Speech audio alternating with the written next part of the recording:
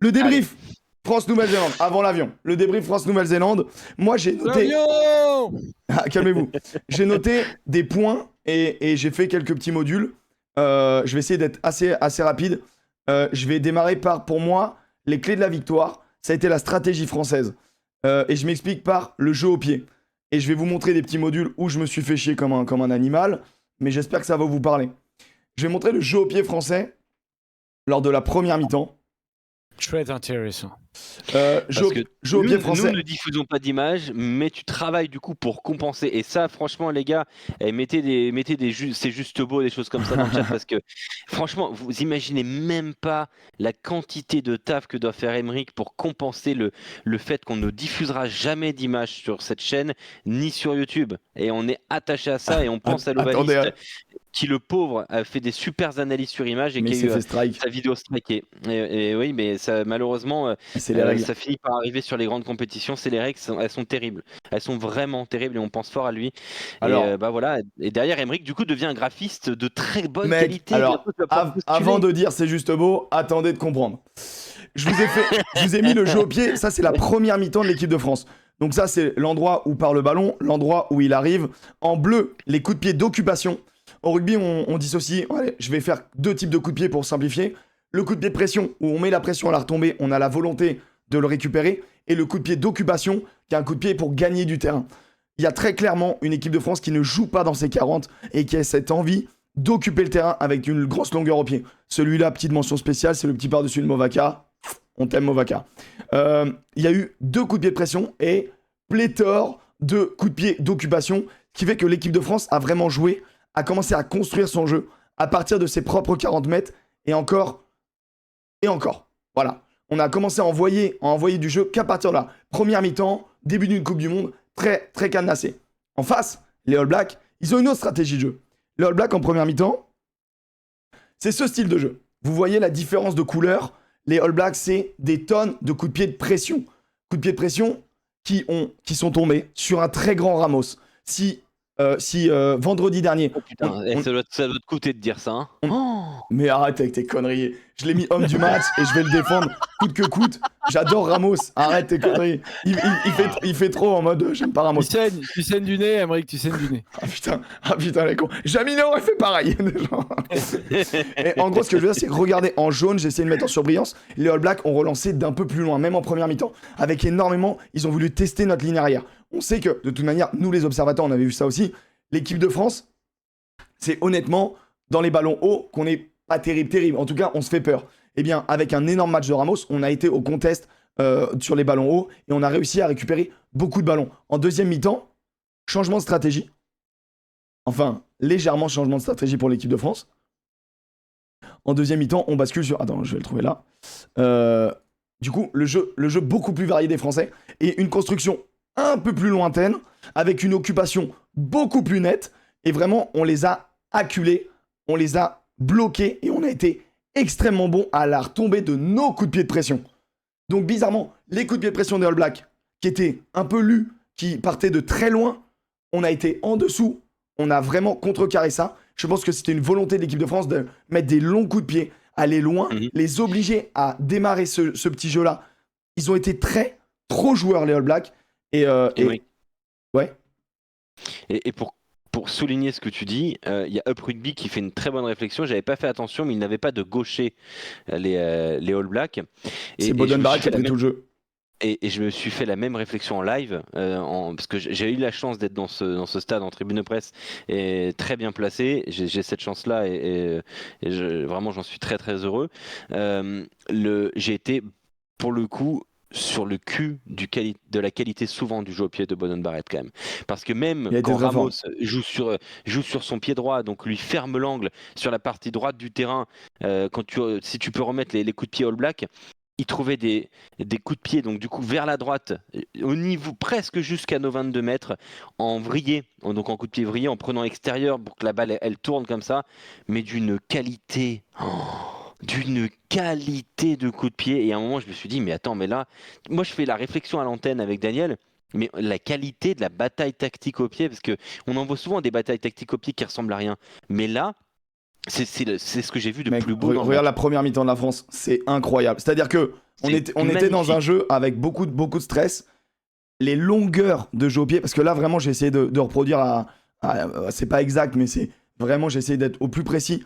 Regardez-moi ces longueurs de jeu au pied. Et les Français qui ont décidé d'aller chercher la touche ou d'enfermer vraiment dans des zones où ils savent que le All Black, ils aiment relancer. Je pense qu'ils les ont vraiment cantonnés et formatés dans leur game plan qui était de dynamiser le match. Et en fait, on les a mis dans le chaos. On leur a dit, mais relancez les gars. Et cette deuxième mi-temps, elle est exceptionnelle parce que on les accule chez eux tout le temps. Et regarde la ligne. Ils attaquent carrément de leur 22. Regarde tous les coups de pied de pression où est-ce qu'ils sont donnés. Que de leur camp. Ils nous ont jamais fait mal. Bon, il y en a un là, celui-là, c'est Ardis AVA. On a été plus Et on têtus prend un que les essai. bleus, a dit l'équipe. Plus têtus que les blacks, a dit l'équipe. Quand les blacks se sont arrêtés de jouer, dit Justine Saint-Sevin dans son super décryptage, l'équipe de France s'est obstinée. Mais ça montre D'ailleurs, ça m'étonnait. l'adhésion au plan de jeu, Joseph. Ça quand même. m'étonnait énormément et ça coûte, hein. Par exemple, Antoine Dupont, vous regardez tous ses oui. matchs, 99% du temps, lui, ses coups de pied de dégagement, c'est en touche et il les assure tout le temps. C'est-à-dire qu'il va vraiment chercher tribune en permanence et il a un sacré coup de pompe de toute façon. Donc derrière le regroupement, il trouve toujours le moyen que l'équipe adverse ne remette pas. Et en fait, là, une fois, 2 fois, 3 fois, je le vois trouver des touches. Mais en fait, juste, tu sais, pas du tout tribune ni rien. Je me dis, mais qu'est-ce qui lui arrive? Et en fait, à la fin, je finis par comprendre que c'est un choix. Et je me suis dit, ah ouais, d'accord, ok. Ah, pourquoi pas? Et après, on a vu que ça avait servi, mais c'était vraiment un travail de sape. Mais je me dis, mais qu'est-ce qu'il fout, Antoine Dupont? Jamais, d'habitude, il se trompe dans ce jeu au pied-là. Mais il se trompe pas. Hein. Et ça a vraiment été. Mais il se trompe pas, du coup. Mais en fait, ce qui est intéressant, regardez, ça, c'est la possession. Les Français ont construit essentiellement. Bon, t'es obligé d'avoir un peu de possession chez toi parce que c'est le moment où tu te ressors. Mais les Français ont beaucoup construit dans la zone 50-22 mètres. Alors que les All Blacks, regarde, ils ont construit que de leur camp. Et au bout d'un moment, quand t'es dans ton camp, tu te mets à la faute. Et le deuxième élément que je rajoute à ça pour compléter une vraie victoire et domination française, c'est la discipline. Parce qu'on n'a pas eu ce petit con qui met sa main dans le regroupement de trop, le mec qui s'oublie un petit peu sur un plaquage. La discipline française a été le fer de lance de cette victoire, associée à la stratégie du jeu au pied, du kicking game, comme on aime le dire. Et sincèrement, les Blacks ont été acculés et au bout d'un moment presque obligés de jouer sous pression dans leur camp parce qu'ils n'avaient plus de solution. Et oui. Non, mais c'est tout à fait juste. Et d'ailleurs, sur la couverture, j'ai parfois été très surpris du positionnement de Will Jordan, qui était presque couvreur sur des lancements de jeu. Beauden Barrett restant toujours presque un peu en libéraux. J'ai eu du mal à comprendre le positionnement de Richie Mo'unga justement sur ces batailles de jeu au pied où il ne servait à rien en fait au final. C'est vrai. Beauden Barrett a pris vraiment les choses en main et je me demande, enfin au final, Richie Mo'unga, qu'est-ce qu'il apporte dans cette équipe? Bah, c'est vrai que sur ce match-là, c'est pas un match pour lui du tout, mais il apporte rien. Il passe complètement à l'ouest sur ce match. Mais sans un très grand match de Ramos, on prend full pression. Faut le dire ça. Sans un très grand match de Ramos, on prend full pression. Il y a aussi l'autre lecture que sans un Beauden Barrett de ce niveau-là, mais la Nouvelle-Zélande, elle joue dans ses 22 pendant très longtemps. Hein. Et Up Rugby, je suis totalement d'accord avec lui. Il dit absence de Jordi Barrett. Jordi Barrett, c'est aussi un mec qui bute. C'est un mec qui tape au pied et qui peut délester la pression à ce niveau-là. C'est pour ça que ce mec-là est hyper important. C'est un ancien 15. Leonard Brown fait un match scandaleux. Enfin, moi, Leonard Brown, les 2-12 du match sont pas fous.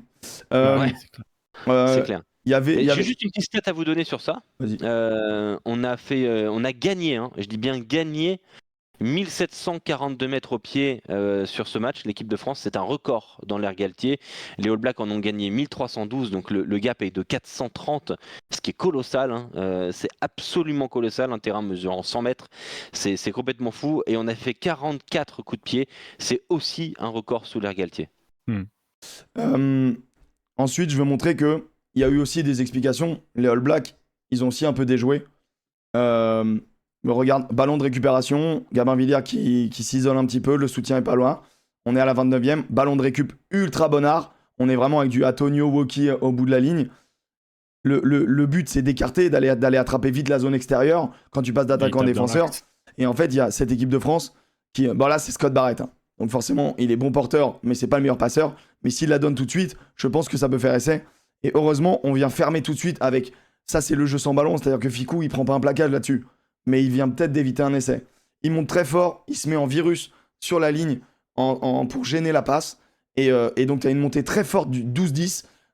Alors que vraiment, s'il fait une passe lobée, s'il la tente, si on force le côté difficile, si là on a Boden Barrett, clairement il y a essai. Parce que Antonio Woki, ça rattrape pas Marc Téléa. Mais c'est ça qui est vraiment. Ah ouais, 13, pardon, je l'ai mis 12, mais c'est vrai. 13 Ficou. En gros, ils ont raté des choses. Après, nous aussi. Hein. Nous aussi, on a raté des trucs. Mais bon, on va pas je repense notamment la course sur le périph' de Penaud, qui est catastrophique. Je voulais vous montrer également un petit truc qui est assez intéressant, comme quoi les Français, on est filous. Et ça fait du bien. On vient de prendre un essai, 3e minute de jeu. Et là, engagement, ça vient. Wardy vient au plaquage. On a Flamand et Antonio. Il y a une vidéo de Prugby d'ailleurs, ça fait plaisir que ce soit dans le chat, qui explique très bien comment les Français foutent le bordel et cassent les scissions entre les soutiens. Cassent les scissions, cassent les soutiens, les liens entre les soutiens et le porteur. Vous voyez qu'il y a un plaquage. Vous allez avoir Flamand qui va venir gêner. Et le petit bras là, discret, mais le bras d'Antonio, mon gars, il existe. Ce qui permet d'avoir. Ah, merde, c'était la première slide. Là, on est 5-1-3, machin, plaquage, le petit bras. Et au final, ils n'y sont pas. Marchand est tranquillou bilou pour gratter. On a cassé, on a mis en retard le soutien. C'est de la petite fourberie. Déconnecte, merci, c'est le terme exact. Ça déconnecte les liens avec les soutiens directs. Et ces petites fourberies-là, ça fait plaisir. C'est signe d'un grand pays de rugby.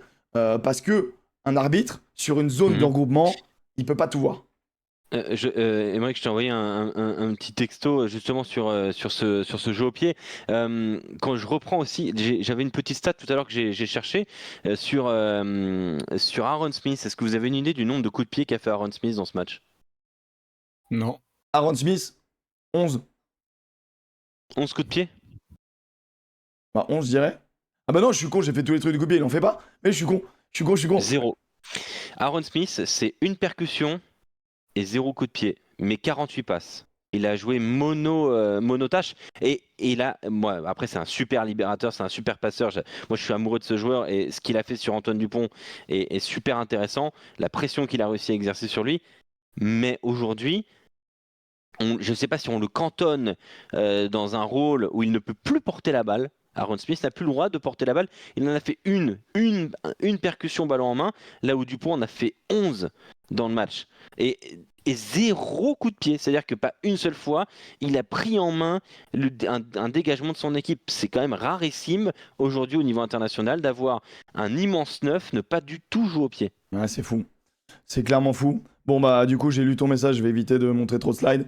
Mais je voulais analyser un peu. Mais en vrai, on s'en fout. C'était le truc de. C'était l'essai de Penaud, il est très bien. C'est un 3v2 qui est hyper bien joué.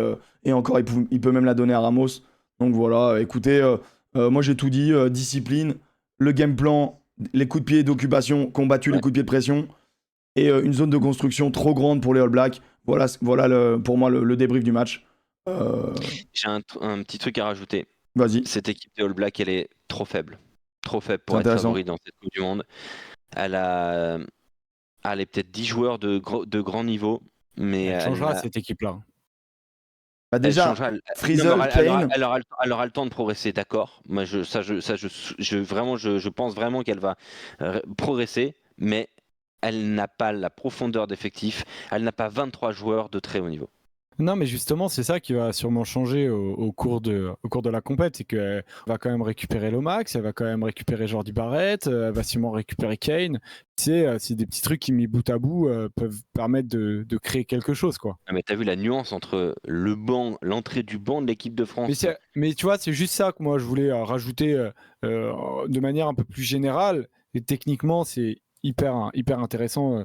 Ce qu'on a dit, je rajouterais simplement la qualité du banc parce que je pense que la fraîcheur dans un match où il faisait aussi chaud et où c'était aussi compliqué de prendre la pression, moi, c'est ce qui m'a le plus sauté aux yeux. C'est peut-être un peu basique, mais c'est une réalité. C'est que notre banc était bien plus qualitatif et surtout, au-delà de la qualité intrinsèque des joueurs, il était beaucoup plus puissant. Et donc, en fait, dès qu'on prenait des ballons, on avançait. C'était des joueurs qui étaient plus expérimentés. Donc, en fait, ils sont rentrés dans le match, ils savaient ce qu'ils devaient faire. Bah oui, mais c'est qui les porteurs de balles devant, côté NeoZ? qui Ouais, sont voilà. des... Non, mais Scott c'est pour Barrett ça. a été un bon porteur de Beaucoup plus balle, puissant. et je suis pas un grand fan de joueur, mais forcé de constater quand même Il a que fait un bon match. il a fait un bon match. Hardy Savea, qui Mais- était un magnifique non, mais- porteur de balle, a été plutôt quand même Ah, ça va en- tout seul. en- Trop voilà, seul. tout seul. Il n'y a pas de porteur de balle. Cody Taylor n'est plus un porteur de balle dans cette équipe. Enfin, il manque. Il y a Ah, mais au-delà ça- de ça, il ça manquait manque. de la qualité. Hardy Savea hein, qui tu fait sais, le petit chip, le petit par-dessus Oui. pour Will Jordan. mais- Ah, il est C'est magnifique. c'est un Sam leurre Kane n'est pas un incroyable. porteur de balle. Tu vois, Sam Kane n'est pas un grand porteur de balle. Tu vois, Non, Tyrone mais ça joue Lomax, plus c'est pas- facilement autour, si tu veux. C'est que là, ils ont fait rentrer en deuxième ligne. Il manque Jordi, je suis totalement d'accord. Il ils manque ont Jordi fait Barrett, rentrer c'est pierre angulaire. Jordi Barrett. Et Mais- Shannon Frizzle pour la bagarre. Et Ouais, Retalik voilà. pour la bagarre. Il en manque. C'est une équipe de bagarre, mais c'est pas une grande équipe de rugby. Je vous l'ai dit dans la preview. Et puis De Groot, Elle il s'est n'est fait pas dans casser le la top gueule. 4. Elle ne fait. C'est un top 3 pour aller chercher cette Coupe du Monde. Alors, Ouais, je le je pense sais pas. aujourd'hui. Peut-être Mais, que dans un mois, je vous tu dirais, vois- elle a vachement progressé. Mais cette équipe de Nouvelle-Zélande, J'attends de la Aujourd'hui, voir, je la mets pas au même niveau. troisième match de poule en ayant récupéré des joueurs. Tu vois. On verra. Mais c'est vrai que pour le moment. Pour le moment, c'est très bien. t'as raison, Très Alex. bien. On attend de voir avec 2-3 éléments. On Mais verra. c'est clair, mais d'ailleurs, quand on s'est posé la question avant la Coupe du Monde, est-ce qu'on est inquiet pour les Blacks? Moi, je dis oui. Oui, je suis vraiment très très inquiet. apparemment, Alors. Lovelis m'a cité sur Barrett. Ouais. Je dis, Parce que je dis t'as quoi dit qu'il était surcoté. Mais en fait, en Ah vrai, surcoté parce qu'il y a des gens. Enfin, bon, non, je- mais je attends, vais pas- me dis pas non plus que c'est le meilleur deuxième ligne du monde. Mais non, voilà, tu Non. dis surcoté par rapport à là où les gens le mettent, c'est-à-dire dans bah le oui. débat du meilleur meilleur Non, 5 du monde. Faut pas forcer. Bah, rien faut que pas forcer du Sneeman, tout. il vient de toquer à la porte. Hein. Mais non, mais il est dans le top 10, Ouais, dans le top 5, dans le top 7, Top. mais pas beaucoup je au-delà. suis d'accord. Je suis d'accord. Voilà. Mais Enfin, il y a des Irlandais On est qui cité jouent au maintenant, rugby aussi. ils nous mettent des pièces, putain, les mecs nous mettent des pièces, putain. Les youtubeurs là, les youtubeurs. Et On les a atteint embrasse, 1500 on embrasse il y a un Roméo. instant. On a tapé notre record. Hein. Là, J'avoue, c'est le record pour l'émission, c'est incroyable.